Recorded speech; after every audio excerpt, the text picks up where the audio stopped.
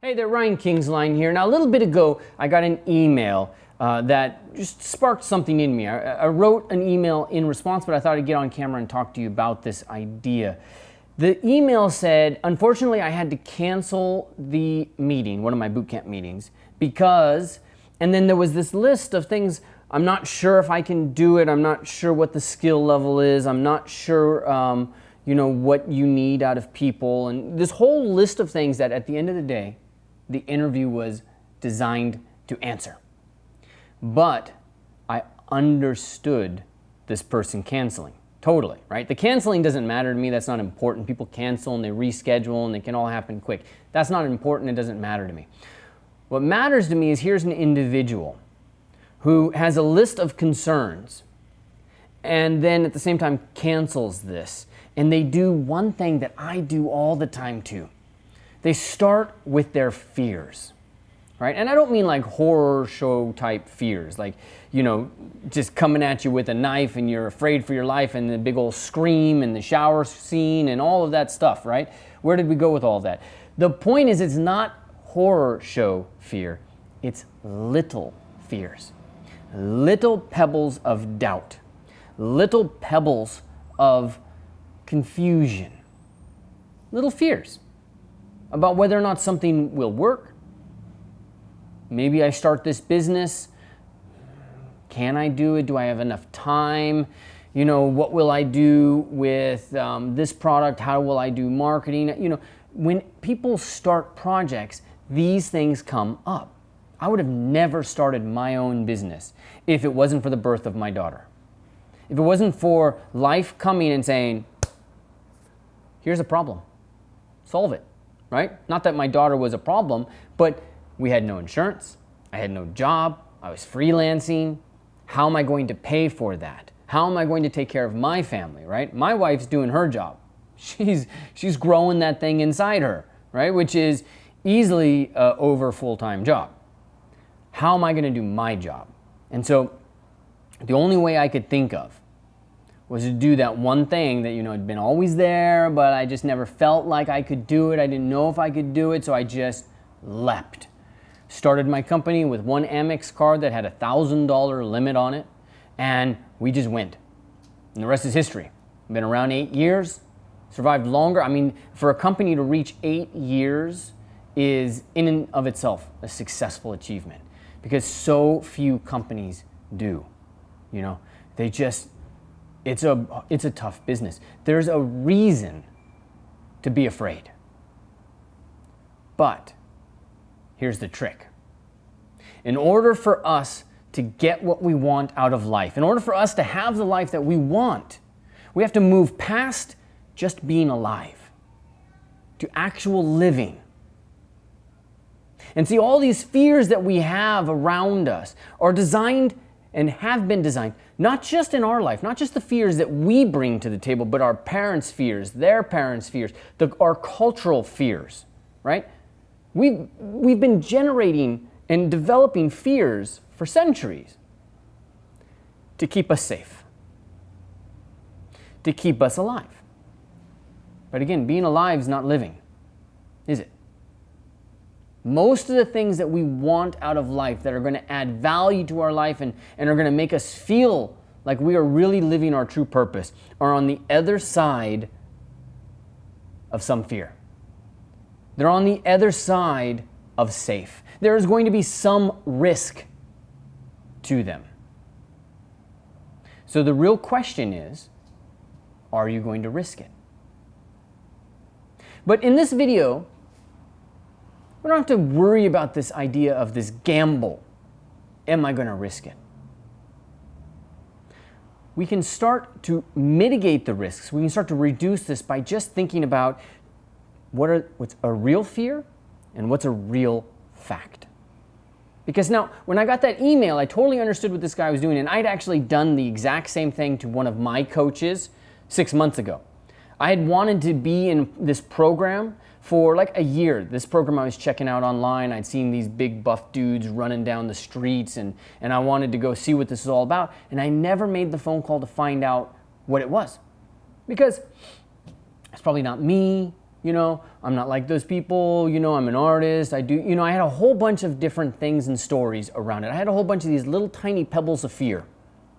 And then when I finally did make the commitment, I finally did make the phone call, and I went through and I went into this coaching program. I still have one of their coaches that work with me on the business side of things.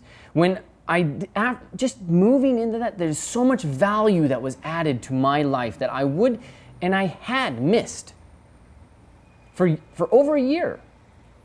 I just didn't let into my life because I was afraid. And again, not a horror show fear, just I was afraid it wasn't for me. I was afraid it wasn't a fit. So I just shut the whole thing down, never had the conversation, right? Just like the individual who just shut the whole appointment down because they had some doubt and, they just weren't quite sure. So my response to my friend was make the appointment.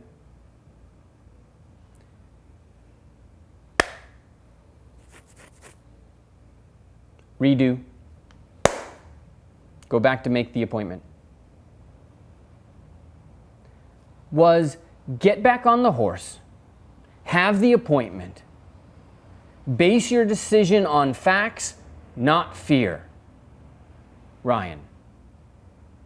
And I might as well have been writing that to myself, right? In fact, that's why I do this. The thing I love about writing is you're not qualified to say some of the things that you say, but you're really talking to yourself. And by you, I mean me, right?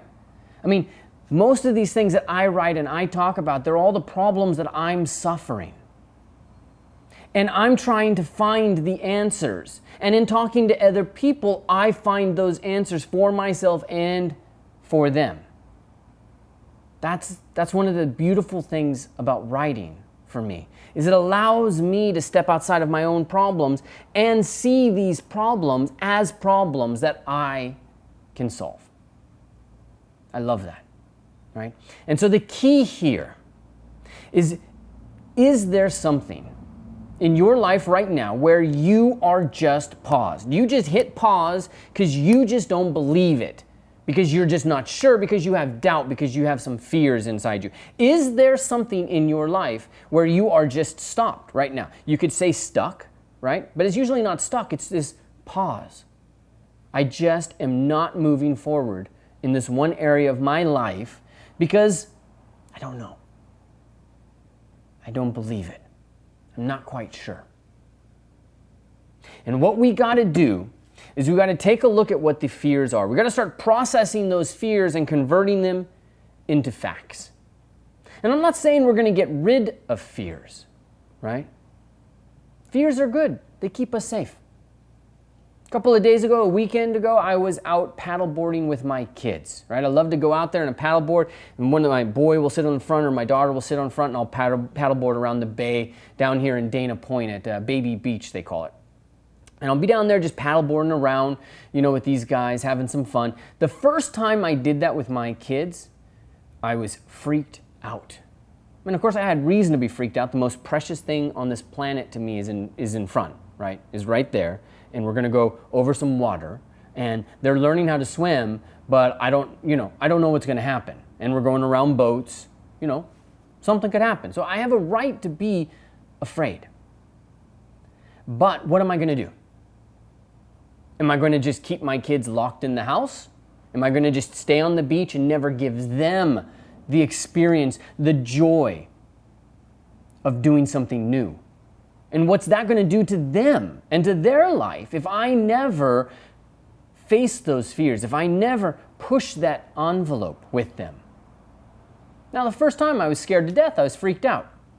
I was really freaked out about my boy. So my boy's energetic.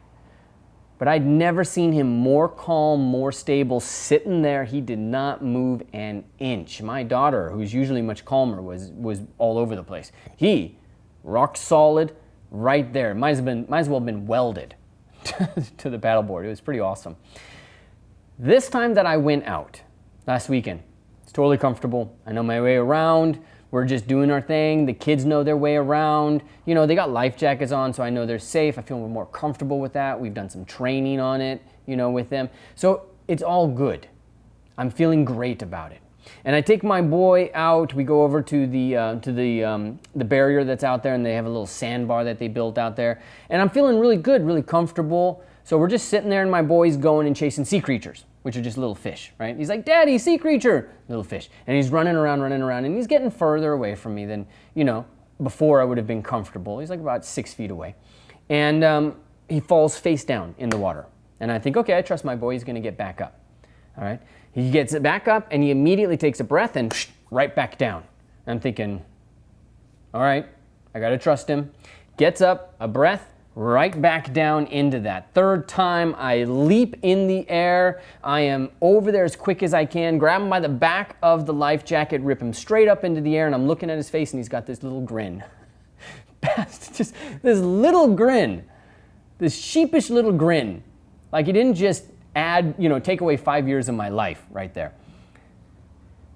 What I didn't realize is that he had tripped over into a depression, right? And this is, I guess, one of the problems with sandbars is they have these shifting sand underneath there. And so you can actually drop quite a bit. And he's not that tall. So, if he's dropping 8 inches and he's trying to get his footing with his hands, he doesn't know where his feet are, he's going to keep going down, face first, And the life jacket's quite heavy. It's hard for him to turn around and get on his back. So, I was terrified then. I felt like an ass, right? I stayed up that night every 2 hours. I woke up, I checked his breathing for dry drowning, right? And the only reason I can tell you about this now is because it's way past the time period in which anything would reoccur, right? Otherwise, I'd be afraid to even utter these words. But I checked him every 2 hours. How's his breathing? I didn't get much sleep. But this is, I think this is what fatherhood is. This is what being a parent is. This is what being a person in the world is. You have something that is so precious to you. You want to keep it safe, right? But keeping it safe doesn't mean that it is living and that it is experiencing joy. In this case, my son. If I keep him safe, is he experiencing joy? Is he out there fulfilling his life and his destiny? Probably not. I have to be able to look at these problems and in real time adapt. And you know what? The more we go out into the world, I'm not going to encounter less fear, I'm going to encounter more fear. So I got to work faster processing fear into fact. And now I know, sandbars, keep yourself around the kid because there could be a little depression, there could be something that's just going to take him out for a little bit. Super easy for me to do. I just didn't have a mental register for it. The next day I woke up and I felt like such a horrible parent, right? I just had a vision of him dropping in the water 3 times. And I'm like, what an idiot parent lets their kid go through that. A wave of shame washes over me. But then I remembered, thankfully I've been through this. Being alive in the sense of just really living your purpose doesn't mean you're going to have less fear. You're probably going to encounter it more often. Doesn't mean that you're going to never experience this doubt or this shame or these insecurities. It means maybe you're going to experience them more completely because you're more open. You haven't locked down all of the barriers. You're not in a bunker where all of the bad stuff is outside, and as well as all the good stuff, right? Because it's not about being safe. It's not about never having doubt. It's not about never having this, just confusion about whether or not you did the right thing. What it is it's about living and about going out there and taking action and processing your fears in real time into facts. I have a new fact. My son is going to fall face forward in a sandbar. All right. Next time, first time he falls, I'm going to be right there. All right. But I have to also allow myself to experience and grow without expecting myself to have all of the answers at the beginning. If you're going through your life trying to never make mistakes, trying to have everything locked down, in advance so that you are safe when you go out there into the real world, then you will not be equipped for the real world at all, because it'll change the rules. And you won't know what the rules are now because you practice for different rules.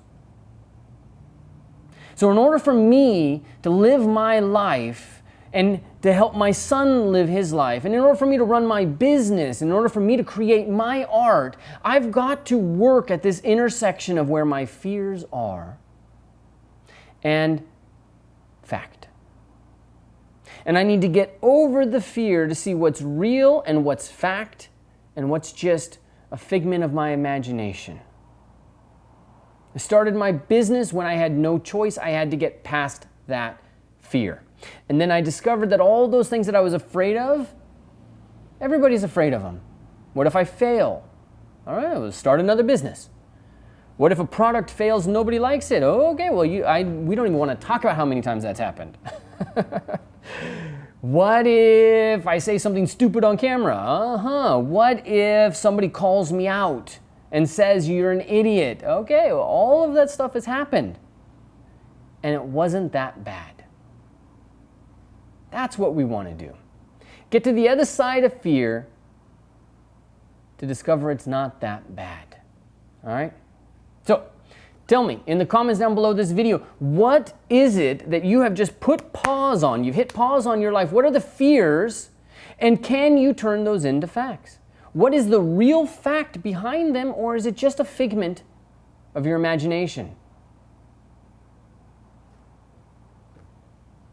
What life could you be living if you pressed play on the life that you want, if you ran through those fears, you converted it into fact, left the rest of it and let it go, and just moved into your dreams, into your life, into the life that you want to live? All right? Look forward to hearing your answers. Take care. Make sure you head over to Game Art Institute. If you're a character artist, environment artist, if you want to be working in the game industry, this is kind of what we do. We break fear into fact, into real actionable items, things that are going to make a difference in your life. If you're trying to get a job in the art industry, make sure you apply for the conversation, because 15 minutes, man, can save you years of your life struggling to figure out what you need to do, because it's not as hard as you might think. And if you direct your purpose and your focus, you can make it happen. All right, look forward to talking to you next time.